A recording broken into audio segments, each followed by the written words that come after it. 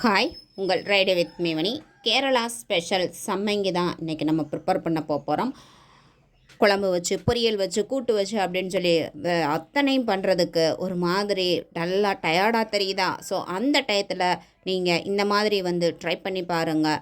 சிம்பிளாக சாப்பிடணும் அப்படின்னு விரும்பும்பொழுது அன்னைக்கு இந்த சம்மங்கியை ட்ரை பண்ணிங்க அப்படின்னா சிம்பிளாக இருக்காது, டேஸ்ட்டு வேறு லெவலில் இருக்கும். ஸோ வாங்க இதை எப்படி ப்ரிப்பேர் பண்ணுறது அப்படின்னு சொல்லி பார்க்கலாம்.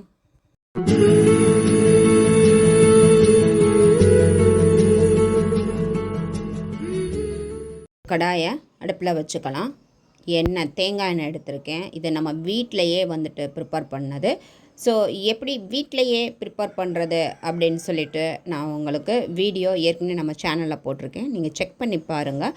இப்போ நாம் ஃப்ரெஷ்ஷாக ரெடி பண்ண அந்த தேங்காய் எண்ணெயில் இருந்து 2 ஸ்பூன் அளவுக்கு எடுத்துக்கிறலாம். எடுத்துட்டு அந்த எண்ணெய் பார்த்திங்கன்னா பாட்டில் ஓப்பன் பண்ணும்போதே அவ்வளவு கமகமானு இருக்குது.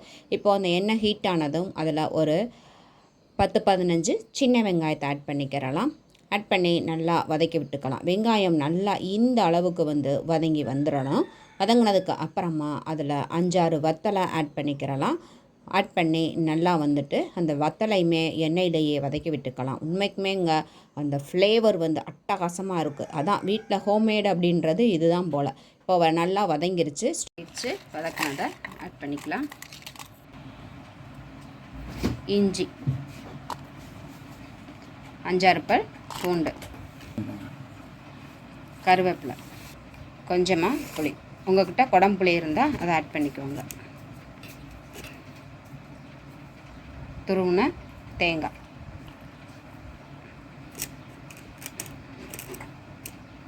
நல்லா 2 கையளவு நான் எடுத்துக்கிட்டேன்.